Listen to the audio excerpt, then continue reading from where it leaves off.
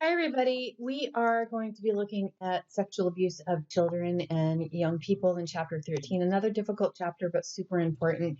Before I start talking about the information in the chapter, I just want to read you a few statistics. This is from RAINN, RAINN, which is the Rape, Abuse, and Incest National Network. So I'm just going to read you some statistics from a report that they recently put out. Every 9 minutes, Child Protective Services substantiates or finds evidence for a claim of child sexual abuse.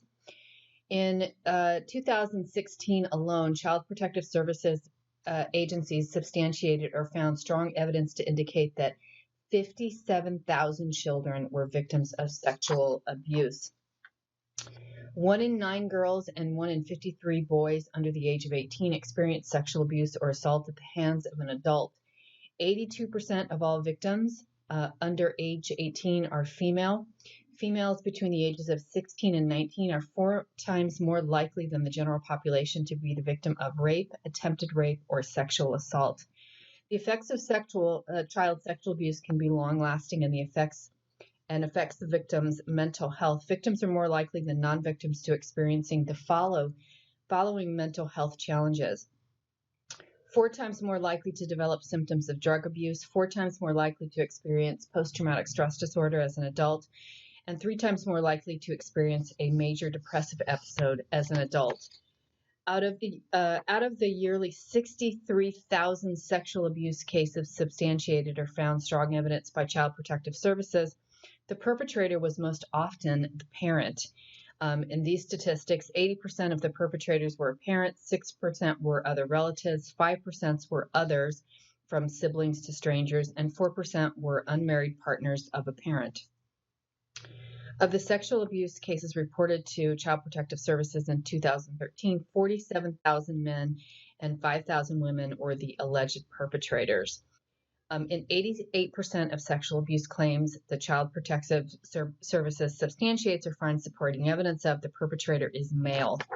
So those are just a few statistics that hopefully drive home to you how serious this particular topic is and important. So I know it's a difficult chapter, but that really kind of just demonstrates how really important it is. All right, so looking at definitions, first of all. Pedophilia is a clinical condition that is not necessarily accompanied by an action. So people can have thoughts about children, sexual thoughts. That doesn't necessarily mean that they are going to act on them. So if they don't act on them, it's not necessarily criminal. But unfortunately, it does often lead to child sexual abuse. Hebephilia is sexual contact by adults with young adolescents. So pedophilia and hebephilia, again, having sexual attraction to adult children or adolescents. And again, unless you act on those, it is not necessarily a crime. We also have intrafamilial child molestation, sexual contact with a minor child by someone within the immediate family, and then extrafamilial would be sexual contact with a minor child by somebody outside the family. So those are some of the definitions. When we look at the incidence and prevalence of child abuse, I just read you some statistics. And RAINN is just one organization that keeps track of cases that are reported to Child Protective Services. Like other sexual crimes that we've talked about previously, this is one of those highly underreported categories of crime. So of those that I just read to you, those are only the ones that are actually reported to Child Protective Services. There are no central or national objective recording systems for tabulating sexual offenses against children. And even when we do see statistics, they're not including all of the cases because, of course, we do have a low rate of reporting and numbers are underestimated. So we have a lot of that dark figure of crime that we talked about. So sex crimes as a group, and that includes adult and children, have the lowest rates of reporting. Some interesting statistics. A survey of 1,200 males in 1988 estimated that between 5 to 10% had engaged in the sexual abuse of a child. In an anonymous survey of college-age men, about 4% admitting to have sexual contact with a prepubescent girl. A survey of a little over 2,000 children between the ages of 2 and 17 that was done in 2005, found that 1 in 12 of the children had been victimized in the previous year. Girls, as I read to you with the RAINN statistics, are victimized more than boys. The NIBRS data between 1991 and 1996 found 34% of victims were under the age of 12 and 14% were under the age of 6. You can see here that it says 1 in 4 girls and 1 in 20 boys in the United States have been sexually abused by the time they reach their 17th birthday. Now, a lot of those are adult perpetrators, but we also have juvenile perpetrators that engage in abusing children. Female adolescents with persistent antisocial behavior, as well as adult female offenders, have often experienced child abuse. And a lot of the juvenile perpetrators, juveniles that sexually abuse children, have been victimized themselves in their childhood. When it comes to some of the situational and victimization characteristics, male abusers are more likely to target stepchildren or distant relatives. Not always the case, though, as we saw with the RAINN statistics. Women are more likely to target their own biological children or children for whom they provide care, usually in babysitting circumstances. Women commit sex offenses equally against both male and female victims, often in domestic settings, again, usually in babysitting types of settings.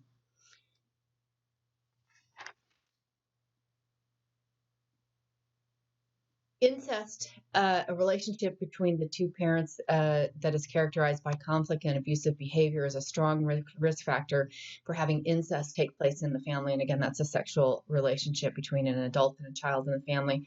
Family-tolerated reciprocal father-daughter nudity is a risk factor. We don't have a lot of research on sibling incest. It certainly happens, but we focus more with research on adults and children when we look at incest. Types of sexual contact that takes place. The degree to which the offender has previous non-sexual interactions with the children plays a role. The nature of the relationship between the child and the offender plays a role. And the ages of both the children and the offender play a role. Now, what these play a role in is the extent of the damage that is done to the child. So Groth in 1978 found that the extent of the damage is really dictated by these three things. So he found that the greatest trauma occurs in kids who have been victimized over a long period of time, those that are victimized by a close relative, and when the victimization includes penetration, and when it is accompanied by aggression. And when it comes to the psychological effects, I kind of read a little bit of that to you with the RAINN report. Sexual abuse in childhood often has long-lasting effects, including depression, post-traumatic stress disorder, guilt, feelings of inferiority, substance abuse, cutting, suicidal thoughts, even suicide, anxiety, chronic tension, and problems with interpersonal relationships that as you grow older, problems with your interpersonal relationships. These are some of the psychological effects that I just read you that Groth found. These factors seem to increase the trauma. Again, the younger the child is, the closer the relationship, and the greater the trauma, along with whether or not penetration is used. When it comes to the characteristics of child sex offenders, when we look at some of the factors, older than male rapists. So male rapists, remember when we talked about sexual assault of adults, we talked about how it is a young male category of crime. When we look at the perpetrators of child sex offenses, the offenders tend to be older than male rapists. So it is a male category of crime, but they tend to be a little bit older, so 30s, 40s, and beyond. Juvenile sex offenders come from all ethnic, racial, religious, and socioeconomic groups. And that, by the way, that would apply to adult child sex offenders as well. Most juveniles offenders have been abused in their own childhood. When they are selecting their victims, they are, as the RAINN report noted, typically known to the offender. They tend to seek out children that are submissive in nature and appear physically immature, because that is part of the attraction for pedophiles. When we look at backgrounds, female offenders may have experienced more physical, emotional, and sexual abuse than female non-sexual offenders. So pedophilia is primarily committed by males, but with females, 13% of all cases with females include female victims, and 24% of cases include male victims. So females are more likely to abuse both genders, where male offenders are more likely to abuse females. Most research, by the way, is done on males, and there's no one profile on child sex offenders. They do share some similarities to rapists and the prison population in general. They often have problems with alcohol. They have high rates of high school failure and dropout. They tend to have unstable work history and unskilled occupations, and they tend to come from lower socioeconomic backgrounds. But those are just in general. Really, we find men and women from all types of background. A sample of 780 female and male sex offenders in New York that was done in 2008 found that females tend to victimize males, and males are more likely to victimize females. So it kind of depends on the study. Most studies suggest that females will abuse both genders, but this particular study found that women were more likely to choose male victims. So it kind of depends on the study with females, but with males, most studies suggest that females are who they victimize. Males tend to have a more extensive criminal history than females. Females tend to have one sex offense with no other criminal history. Female abusers often have been victimized more, as we talked about, with physical, sexual, emotional abuse than non-sexual offenders. And females are more likely to come from deprived backgrounds, such as poor living conditions, food deprivations, and lack of medical care. So not only sexual abuse, but other types of abuse in childhood as well. I mentioned that male pedophiles tend to be older than rapists. 75% of male rapists are under the age of 30, which we talked about in the previous chapter, while 75% of convicted pedophiles are over the age of 13. So we do find it's a little bit older. The average age of first offense for pedophiles is 31. Older pedophiles, and that is over the age of 15, seek victims 10 years or younger, while younger pedophiles under the age of 40 generally prefer girls between the ages of 12 and 15. When we look at the interpersonal and intimacy issues with child sex offenders, they tend to have low social competence, inadequate interpersonal skills, poor self-esteem, emotional congruence with children, meaning that they seek out children as companions, and because they often don't have the skills to have good interpersonal relationships with other adults, so they actually seek out children as companions. When it comes to cognitive distortions, they're similar to the ones that we talked about with rapists, and having neurocognitive issues in terms of problems in executive functioning in the frontal lobes, which again, when people have these cognitive biases and problems with the frontal lobes, these are not things that can necessarily be treated, which makes, as I talked about in a previous chapter, treating sex offenders almost impossible. When we talk about recidivism and risk assessment, social isolation, sexual preoccupation, intense fixation, and interest in children, multiple victims are often things that increase the risk, because some pedophiles really do focus on children as companions. Now, there are a lot of different risk assessments that have been created for psychologists to determine whether or not somebody who has come into contact with the criminal justice system is at risk for reoffending. These are just a couple of the different assessments that can be used by psychologists. So this would be in determining whether somebody should be let out on parole. Generally speaking, sex offenders, especially child sex offenders, are not given probation. So this would typically not be something that you would be assessing for a probation. It would typically be for determining whether or not somebody should be let out on parole. And you can see that they have a lot of different assessments that can be done for adults and juveniles as well. These would be done in conjunction with clinical assessments as well. So this would be a psychologist meeting with the person several times and then giving them some of these assessments to determine whether or not they are at high risk for continued offending if they are released back into the community. Now, when we classify male child sex offender patterns, we have the MTC. Remember, the Massachusetts Treatment Center is a pretty complicated typology that was created for clinical settings. I showed you guys a schema of the one that was created for adult sex offenders. And because this is a super complicated one, as with the adult offenders, this one is not preferred by criminal justice professionals, but it is used in clinical settings to classify the type of child sex offender and for determining what type of treatment might be appropriate.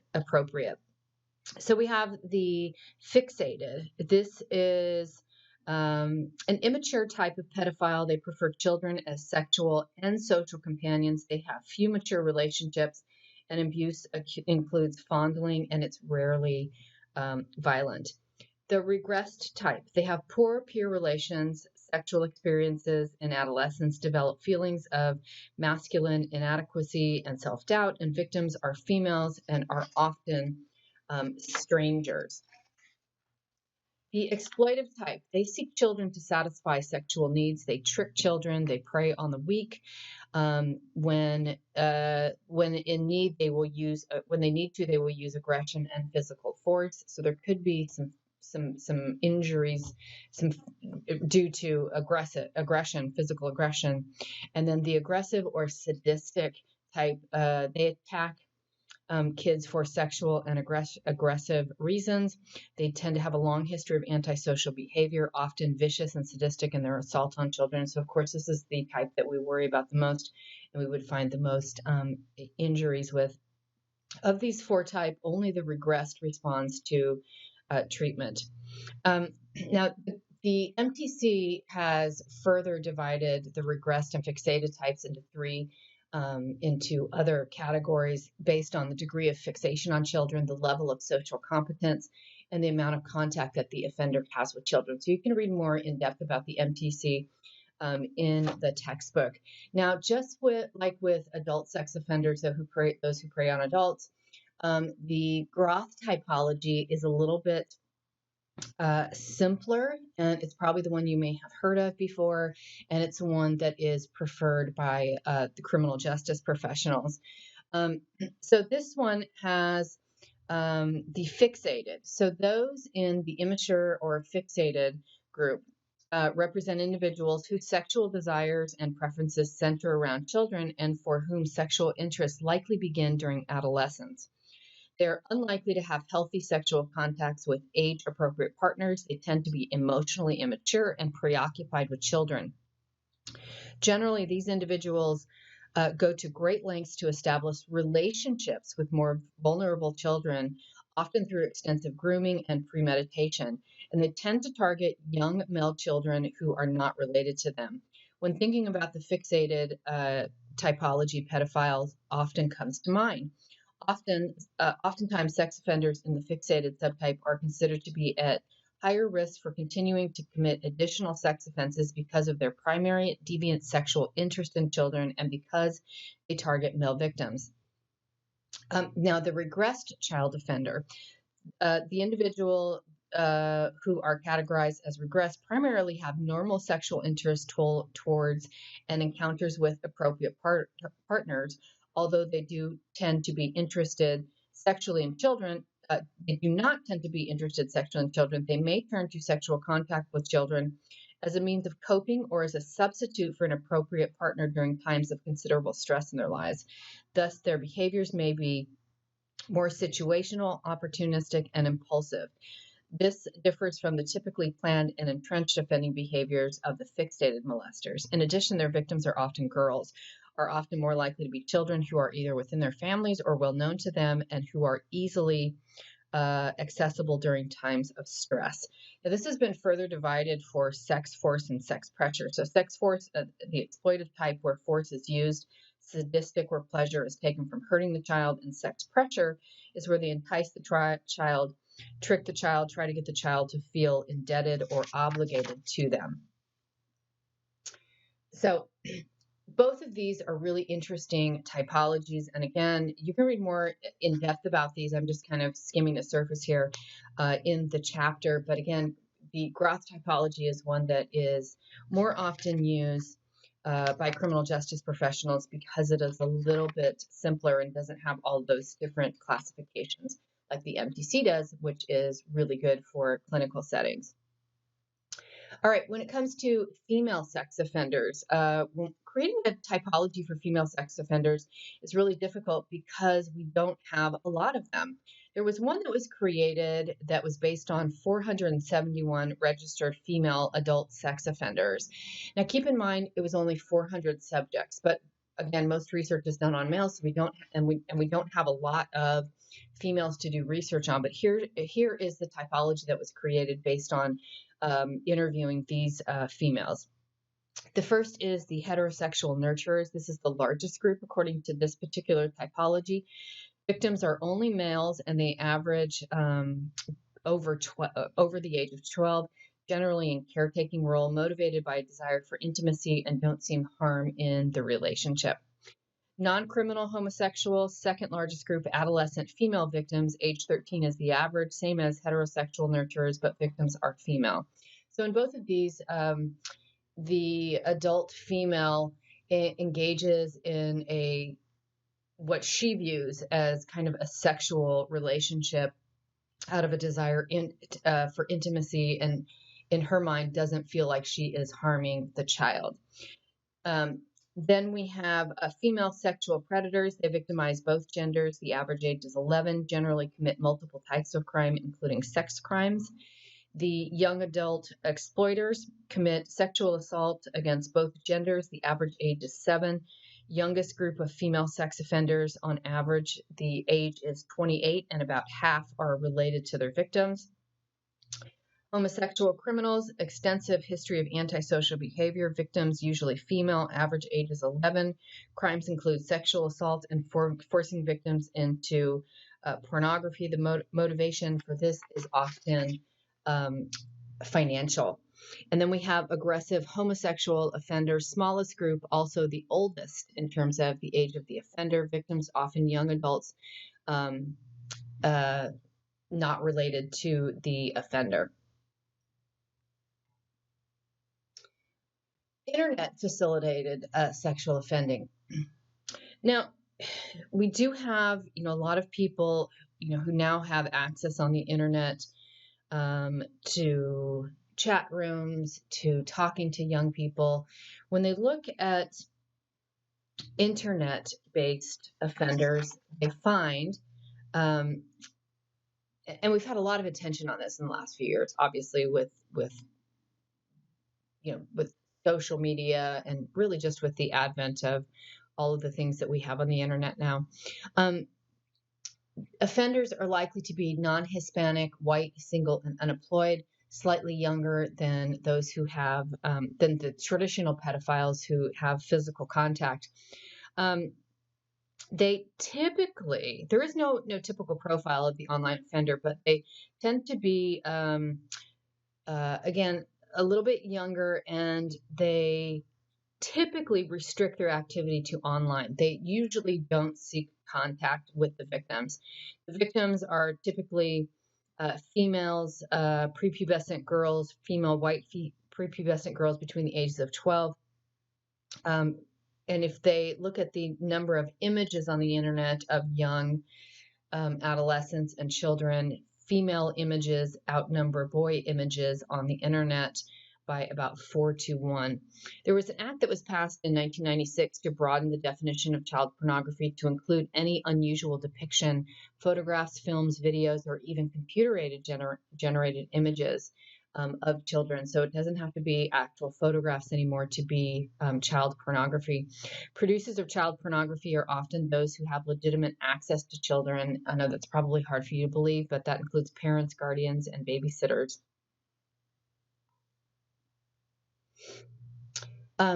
Offenders, again, they typically restrict their activity to online, looking at pictures, child pornography online, and even, interacting with young people online, children online.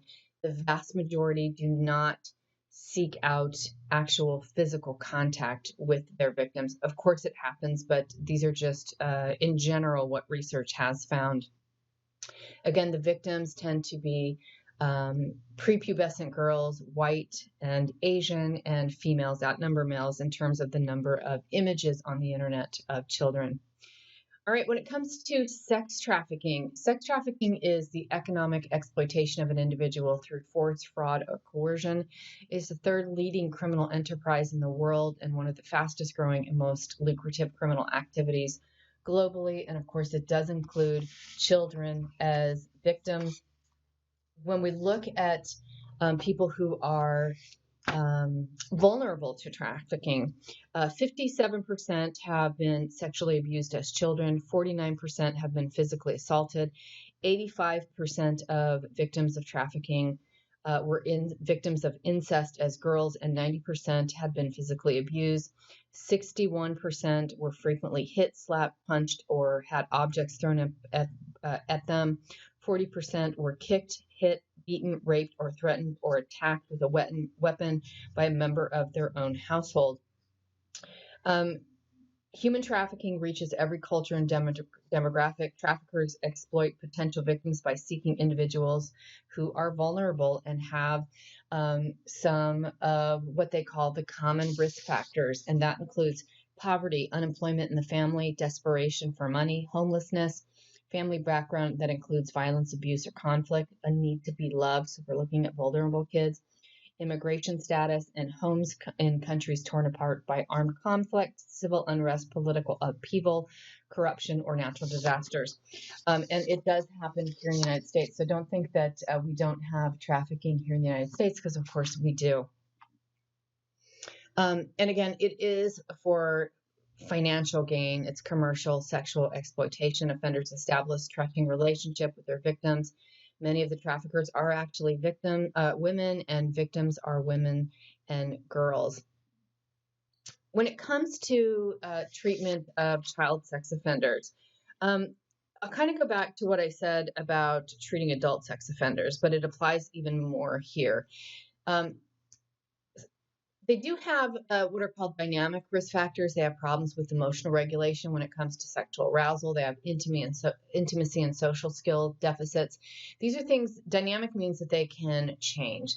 So if we talk about treatment, we might be able to teach them how to regulate their own behavior and not act out on being sexually aroused by things that have to do with children. Really, it's teaching self-control and also teaching intimacy and social skills that may allow them to create appropriate adult relationships. They do have distorted cognitive sexual scripts. They subscribe to a variety of cognitive distortions. Here's the problem with child sex offenders. And again, I'll ask you to think about kind of yourself here. Who we are attracted to is kind of hardwired in our brain, and it's not anything that we can control. It's how we're born. And when you think about your own attraction, who you're attracted to in terms of companionship or sexually attracted to, is it something that you could change? And for most of us, the answer would be no. That's why it makes treating child sex offenders so difficult? They are sexually attracted to children, and you can't change that. You can't treat that. They have these cognitive distortions in their sexual scripts on what they find to be sexually attractive. What you can do is get them to not act on their impulses, on their attractions, but it makes it really difficult for treatment. So they are highly resistant to change. There are a wide variety of treatments that have been used, and in most cases, they have not been very optimistic or very effective. Psychologists are a little bit more optimistic and suggests that treatment programs need to follow risk, need, responsivity principles. Um, Cognitive behavioral approaches, which I kind of mentioned last time. Remember, cognitive behavioral therapies focus on the cognitions, the faulty thinking patterns, and the behaviors. So trying to change the faulty thinking patterns and change those behaviors. It's best for high-risk offenders, involves identifying those criminogenic needs, matching treatment to offenders, learning styles, cognitive abilities, focusing on pro-social behavior, and really you have to have a motivated offender who wants to change their behavior. They are not going to be able to change who they're sexually attracted to, but they can change their behavior and whether or not they act out on that.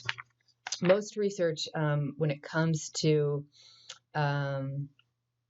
treatment, suggests that you need long-term treatment, and we're talking well over 6 months. So intensive treatment and then long-term follow-up.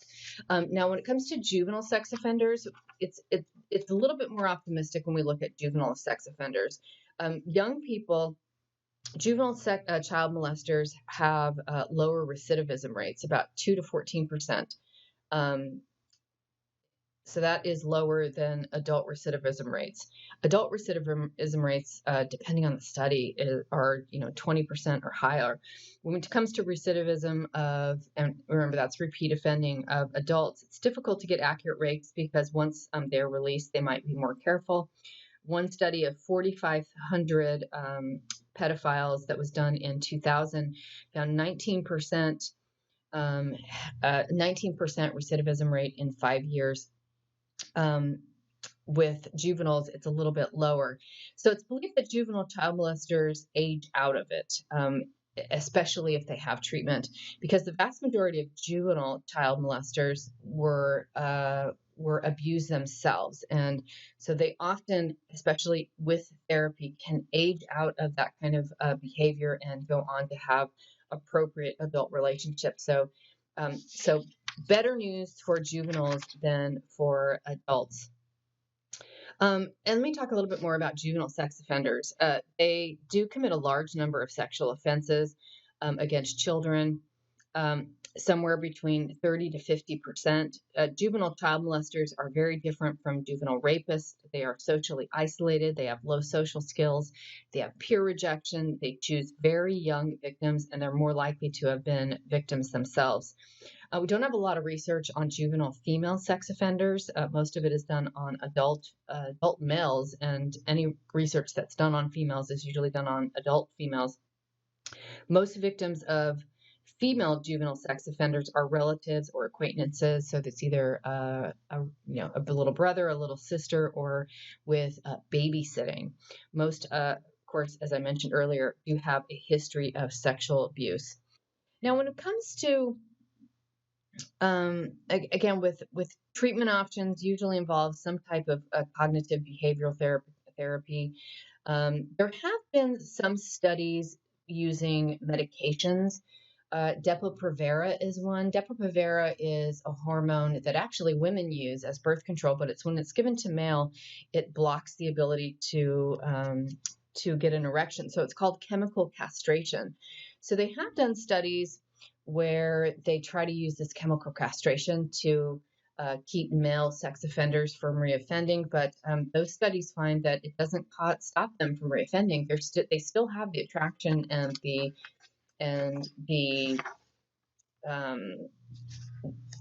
impulse, but they just don't use the penis anymore.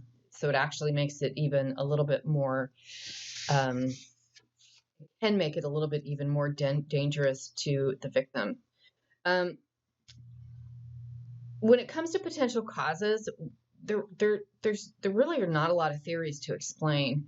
We do know that there is something wrong in terms of their thinking processes and who they are attracted to. Now, where that comes from, there's a lot of different theories. It could come from early childhood experiences.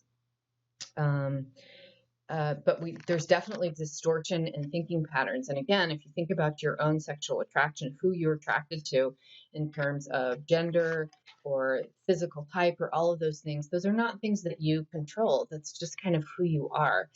And again, if you think of sex offenders in that manner, it makes sense that it would be very difficult to treat because you cannot change who people are attracted to. All right, so a lot of interesting information in this chapter. I know it's really difficult to process some of this information. It's hard for us to think about this kind of stuff. Let me know if you have any questions. Otherwise, have a great rest of the day.